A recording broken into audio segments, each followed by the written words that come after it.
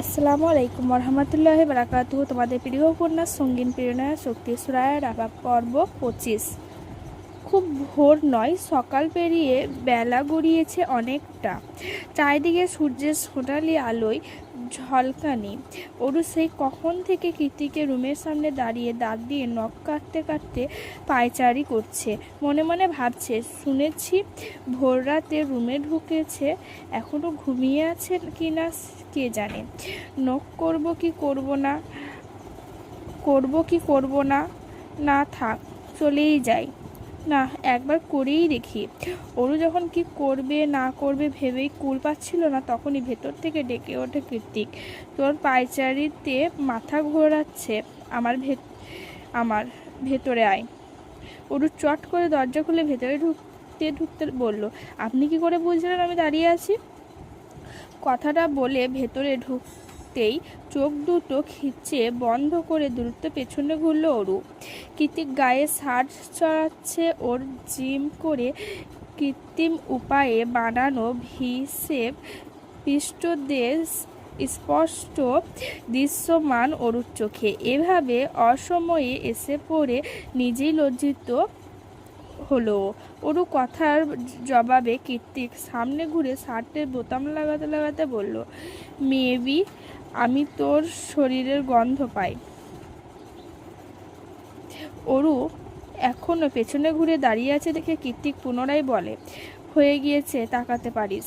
ওরু যেন কিছুই বোঝেনি, লজ্জাও পায়নি। সেভাবে করেই মুখ ভঙ্গিমা স্বাভাবিক করে রেখে ঘুরে বলল, আপনি কি ভ্যাম্পায়ার?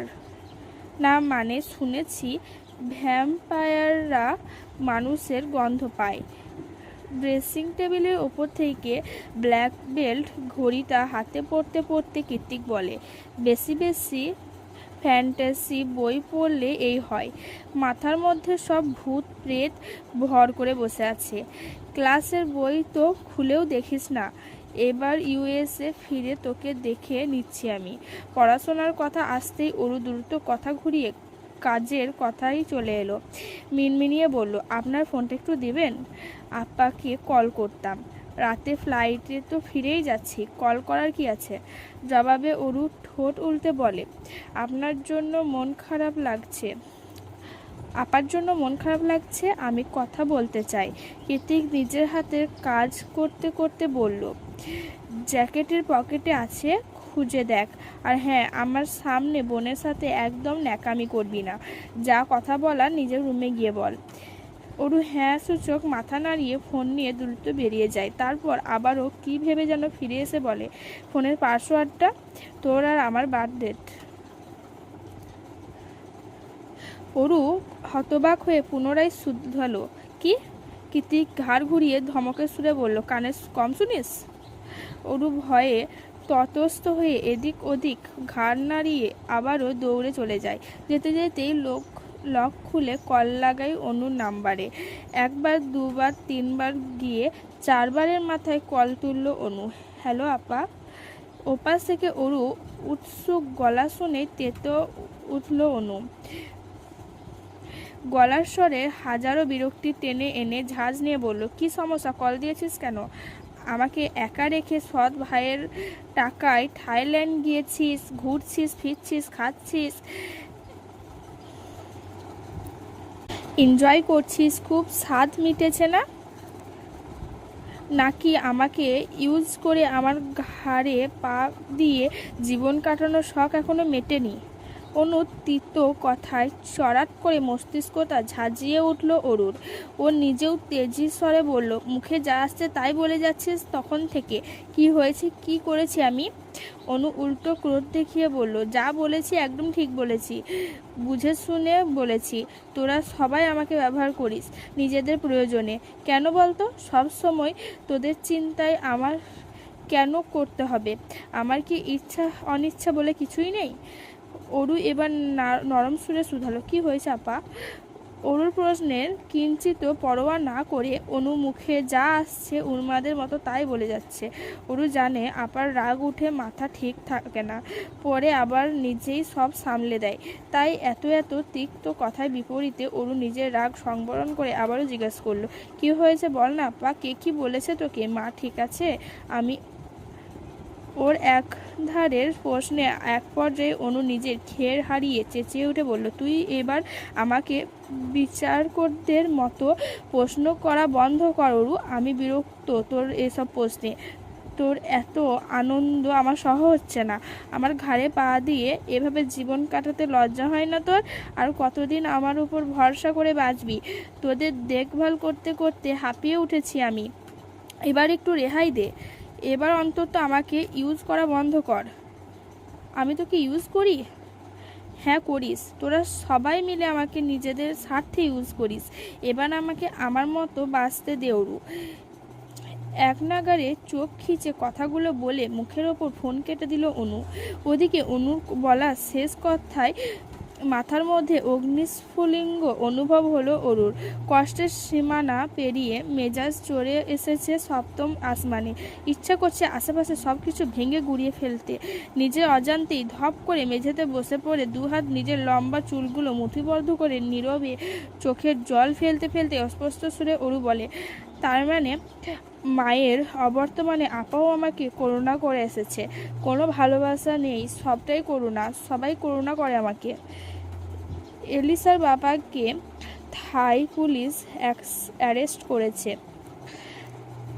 এবার আর প্রমাণ ছাড়া নয়, সুস্পষ্ট প্রমাণ সমেত তাকে পুলিশের হাতে তুলে দেওয়া হয়েছে। যেহেতু ওর বাবা জেলে আছে, সেহেতু এলিসাকে ব্ল্যাকমেল করার মতো আপাতত কেউ নেই। বলতে গেলে এলিসা এখন পুরোপুরি নিরাপদ। সায়রের কথায় অর্ণবার কৃত্তিক হ্যাঁ সূচক মাথা নাড়ালো। অর্ণবের হ্যাঁ সূচক সম্মতি শুনে সায়র এবার উচ্ছ্বাসিত সুরে বলল, তাহলে তো আমাদের মিশন কমপ্লিট। আজ রাতে পার্টি করলে কেমন হয়? এবার অর্ণব বিরূপ প্রতিক্রিয়া জানিয়ে বলল, তুই কি পাগল? এলিসার মন ভালো নেই আর তুই আছিস তোর পার্টি নিয়ে? কিছু একটা ভেবে পায়ের উপর পা তুলে বলল, আমার হাতে সময় নেই, কাল ভার্সিটিতে এক্সাম, ফিরতে হবে। সায়র হতাশ হয়ে বলল, তোরা না থাকলে আমি কি জিন ভূতের সাথে পার্টি করব নাকি? চল রাতেই ফিরে যাই তাহলে।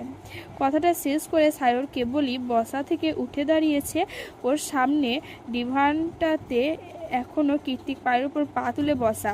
তখনই কোথা থেকে যেন অরু এসে এক প্রকার হামলে পড়ে সায়রের ওপর।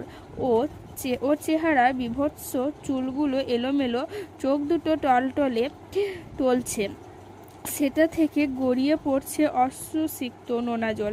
অরু আশেপাশে কারোর দিকে নজর না দিয়ে সায়রের কলার দুটো শক্ত করে চেপে ধরে কান্না মিশ্রিত কণ্ঠে বলল, সায়র ভাইয়া, বিয়ে করবে না আমায়? আপনার তো কোনো গার্লফ্রেন্ড নেই, তাছাড়া আপনার মাথার সবগুলো তারও ঠিকঠাক আছে। আমার আপনাকে বিয়ে করতে কোনো আপত্তি নেই।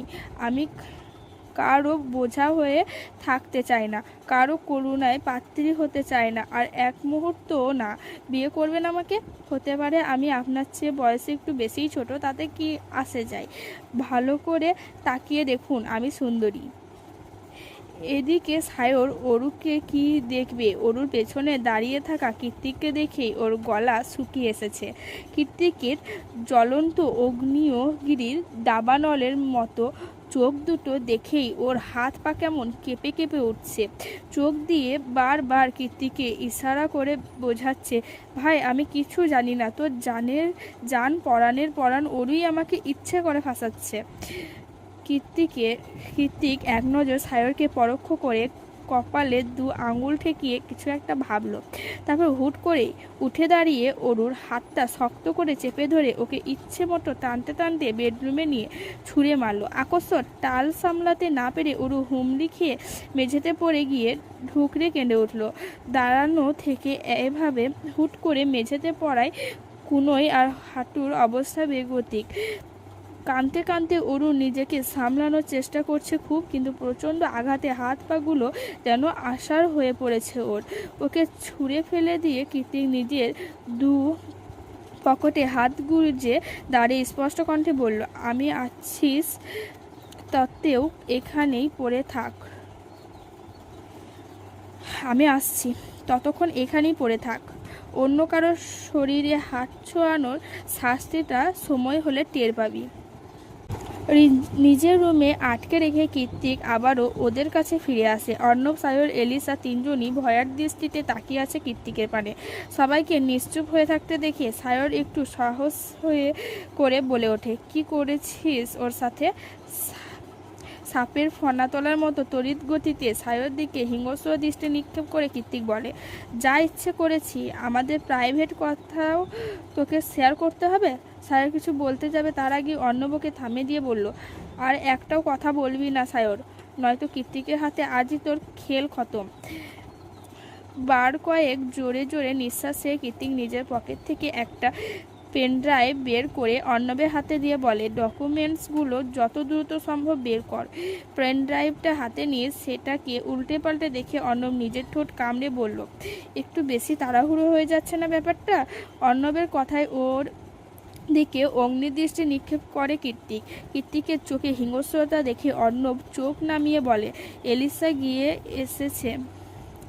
অর্ণবের কাঁধে হাত রেখে বলল, যেকে যা করতে চাইছে সেটা ওকে করতে দে অর্ণব।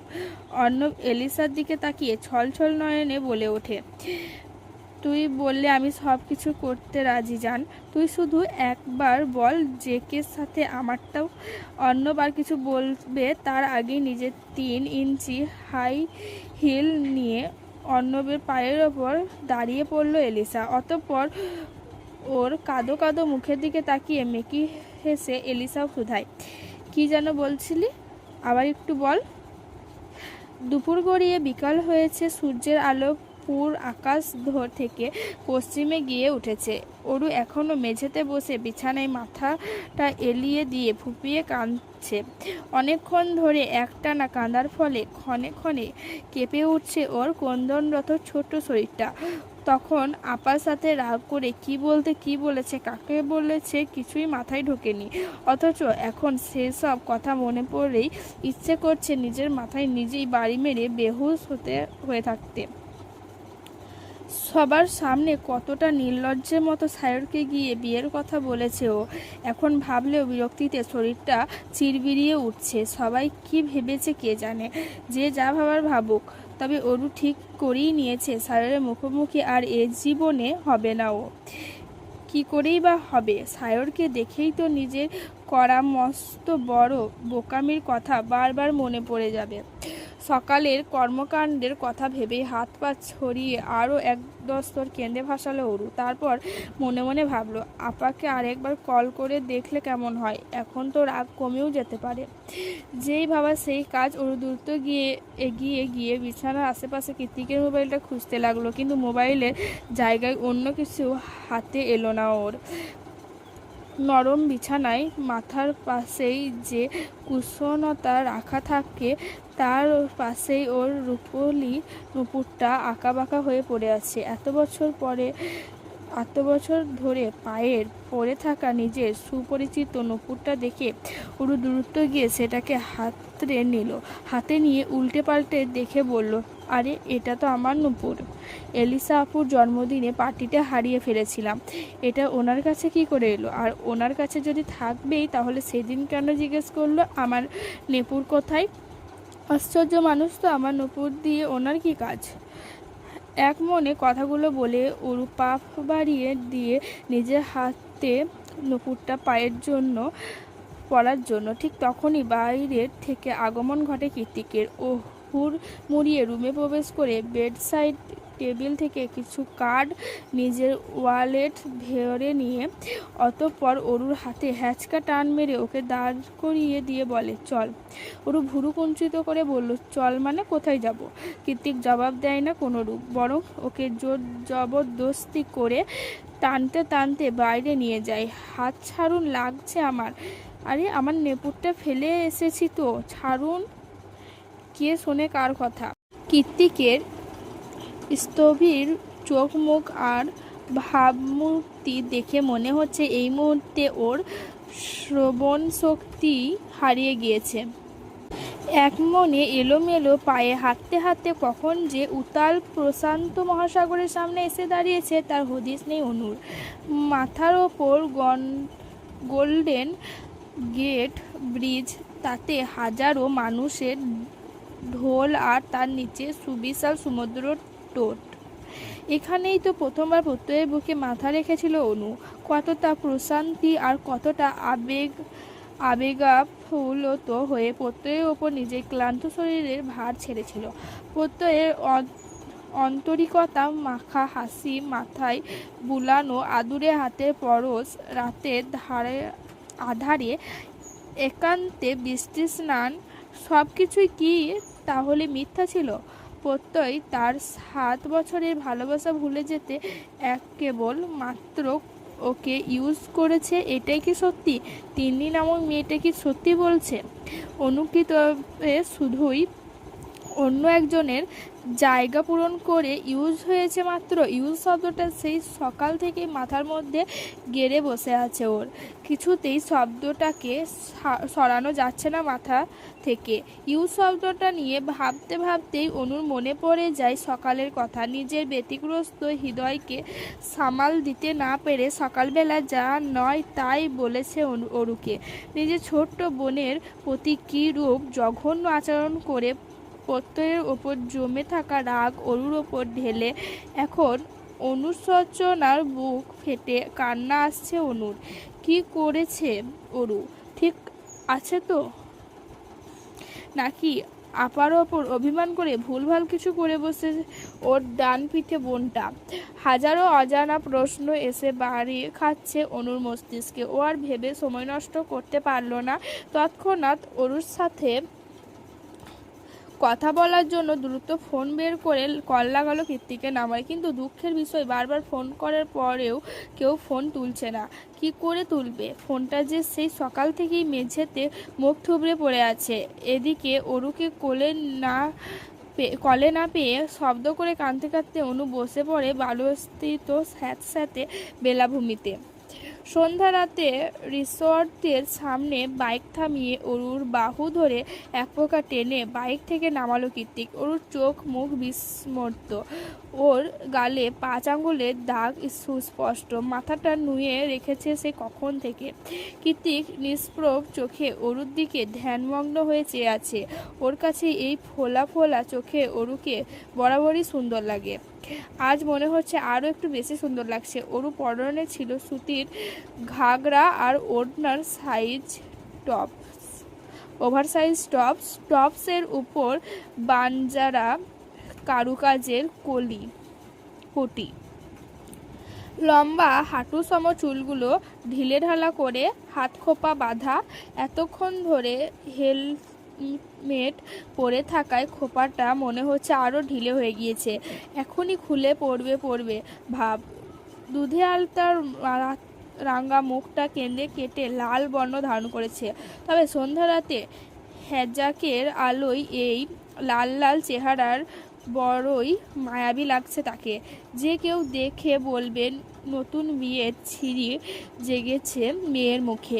খানিকক্ষণ বাদে ওদের পেছন পেছন উবার থেকে নেমে এলো এলিসা, অন্যবার সায়রও।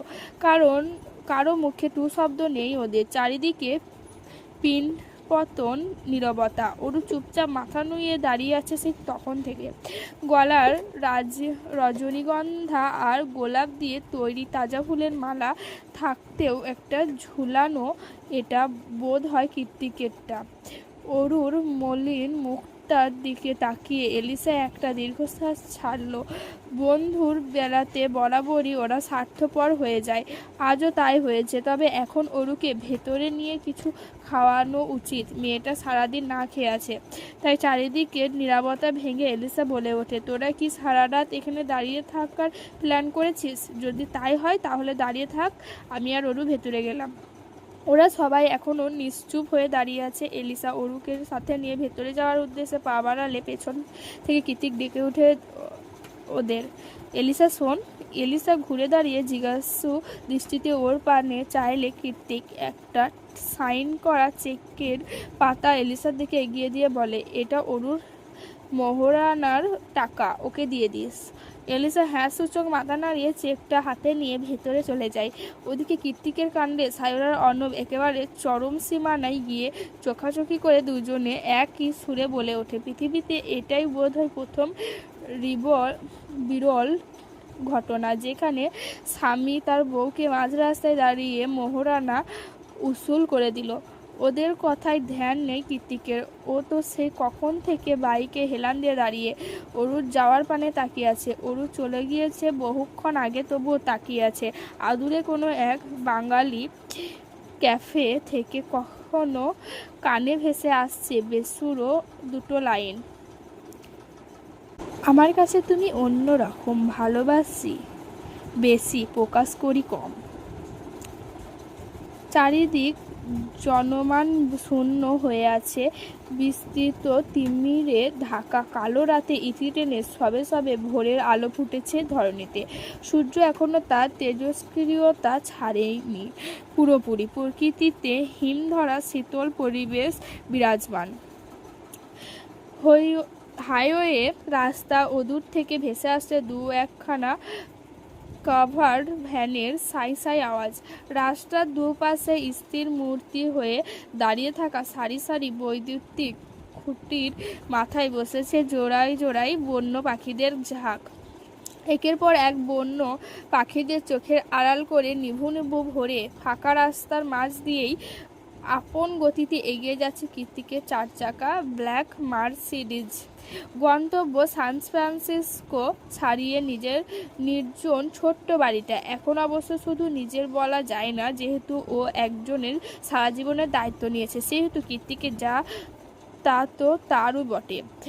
এই হিমধরা ঠান্ডার মাঝেও গাড়ির জানলার গ্লাস খুলে তাতে 2 হাত রেখে তার ওপর চিবুক ঠেকিয়ে ফুপিয়ে কাঁদছে অরু। যদিও কৃত্তিক কান্নাকাটি একদম পছন্দ করে না, কিন্তু তাতে আপাতত অরুর হেলদোল নেই। জীবনটাই যেখানে এলোমেলো হয়ে ছেড়ে দিয়েছে, সেখানে পছন্দ দিয়ে কি আসে যায় আর।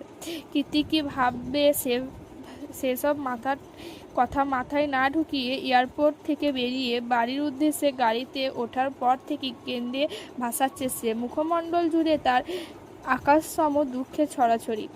অরু প্যাসেঞ্জার সিটে বসা সত্ত্বেও পা দুটো তুলে রেখেছে সিটের উপর। ও আরাম করে বসে আছে দেখে কৃত্তিকও বুঝে শুনেই গাড়ি ড্রাইভ করছে আপাতত, যাতে অরুর কোথাও না লাগে। অরুর বাঁধনহারা রেশমের মতো লম্বা সিল্ক চুলগুলো ক্রমাগত উড়ে এসে আছড়ে পড়ছে কৃত্তিকের চোখে মুখে। মাঝের মধ্যে ড্রাইভ করতেও অসুবিধা হচ্ছে খুব। তবুও কৃত্তিক কোনো কিছুই পরোয়া করছে না, কারণ ওর কাছে এই চুলের মিষ্টি গন্ধটা হৃদয় জুড়িয়ে দেওয়ার মতোই প্রশান্তিদায়ক। দরকার পড়লে 1 ঘন্টা রাস্তায় 2 ঘন্টা অতিক্রম করবে, তবুও নিজের শরীর থেকে অরু চুল সরাবে না। কিন্তু অরু তো সেই ভোর রাত থেকেই বাইরে মুখ দিয়ে বসে আছে। বাইরে হিমধরা পুরো ঠান্ডাটা ওর চোখে মুখে এসে হামলে পড়ছে। এরকম ঠান্ডার মধ্যে বাইরে মুখ দিয়ে আরও কিছুক্ষণ বসে থাকলে বাড়িতে যেতে যেতেই অরুর নিউমোনিয়া হয়ে যাবে নিশ্চয়ই।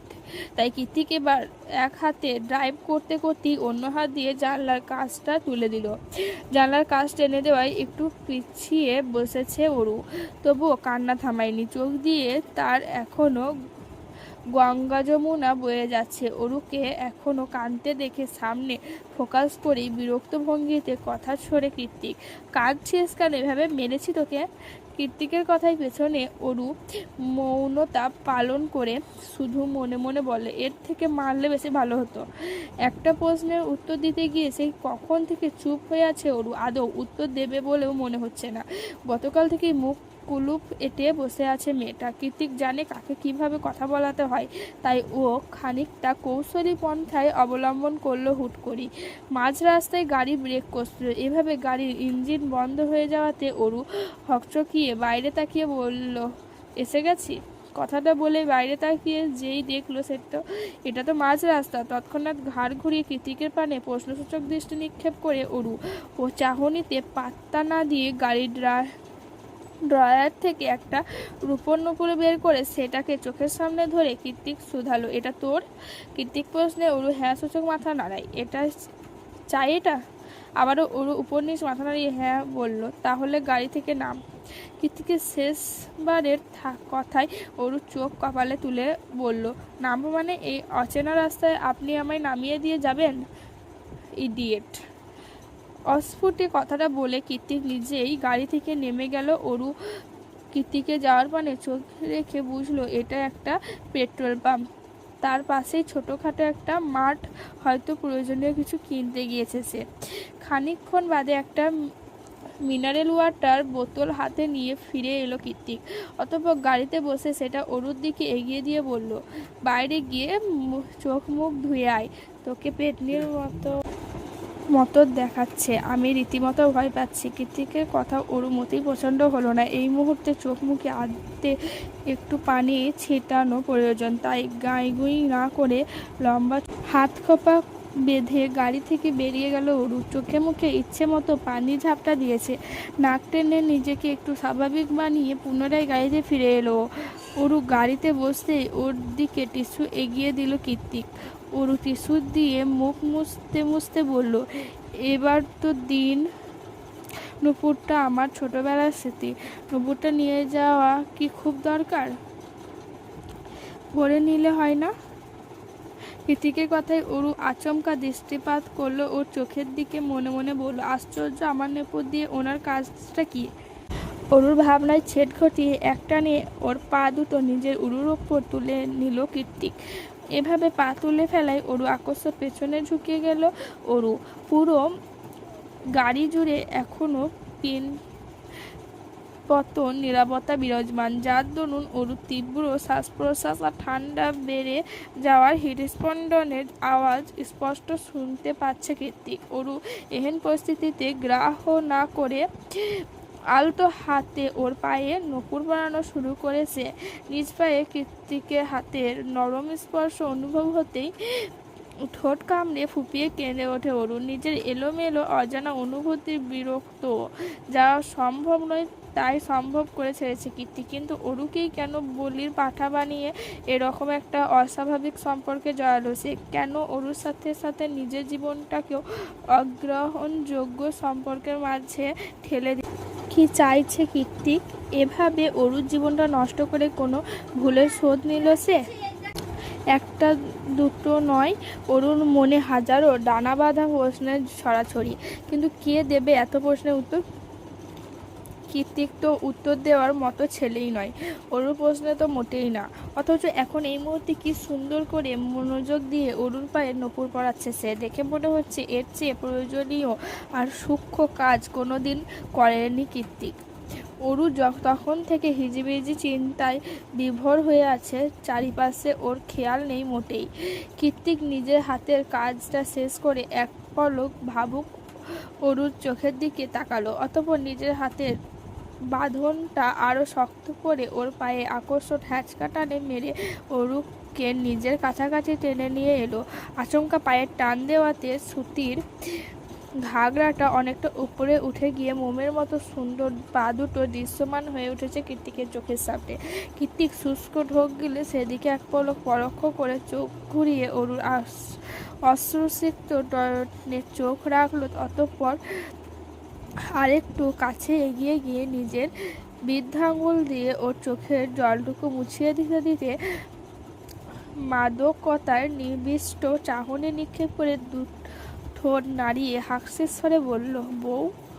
কৃতিক খুব আস্তে করে শব্দটা উচ্চারণ করলো। ওরুর শ্রবণেন্দ্রিয়তে তা স্পষ্টভাবে পৌঁছেছে। কথাটা শোনা মাত্রই অজানা শিহরণে শরীর ছেয়ে গেল ওরুর। কাঁটা দিয়ে উঠল শরীরের প্রত্যেকটা লোমকূপ। অজান্তেই তোলপেটে মাঝে ডানা ঝাপটাতে শুরু করে দিল অসংখ্য প্রজাপতির দল। ইস, কি অস্থিরদায়ক অনুভূতি! ওরু কেমন কেমন লাগছে। গলাটা শুকিয়ে কাঠ হয়ে গিয়েছে মুহূর্তে। কৃতিক এখনো একইভাবে তাকিয়ে আছে। ওরু আমতা আমতা স্বরে বলে উঠল, আমি পানি পান করব। ওরুর কথায় কৃতিক ঘোর কেটে যায়। ও মুহূর্তেই ওরুর থেকে দূরত্ব বাড়িয়ে ড্রাইভিং এ মনোযোগ দেয়। ড্রাইভ করতে করতে মনে মনে কৃতিক ভাবে, যা কান্নাকাটি তো অন্তত থেমেছে।